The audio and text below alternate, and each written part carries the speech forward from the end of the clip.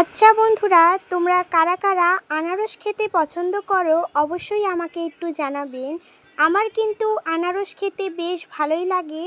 সকাল সকাল আনারস খেলাম, কালকে আমার বাবা আনারস নিয়ে এসেছিল।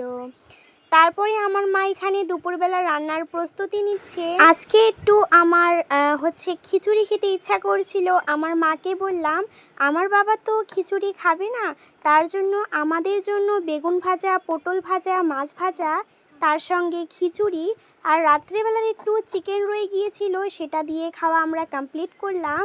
আমার বাবা তো এগুলো খাবে না। আমার বাবার জন্য কিন্তু মাছ রান্না করেছে, আলু দিয়ে মাছের ঝোল।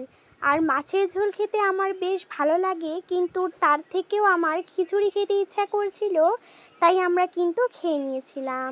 আমার বোনুকে এখানে দেখো চিকেন দিয়ে ভাতটা খাইয়ে দিলাম, এখানে একটু লবণ ছিটিয়ে দিল। এবার আমি আমার বোনুকে খাইয়ে দিব। আমার মা আজকে এতগুলো যে জামা কাপড় কেচে দিয়েছে সেটা ধারণারও বাইরে, আপনারা দেখতেই পাচ্ছেন।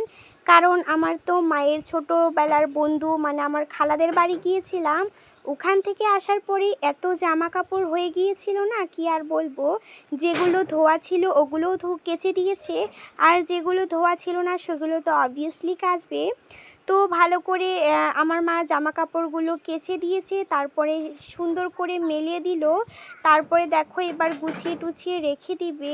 আমার মা আজকে রাত্রেবেলা হালকা পাতলা খাবার রান্না করবে, তার কারণ যা গরম পড়েছে, রাত্রেবেলা যদি মাছ বা মাংস খাওয়া হয় তাহলে কিন্তু মরে যাওয়ার মতো অবস্থা হবে আর কি।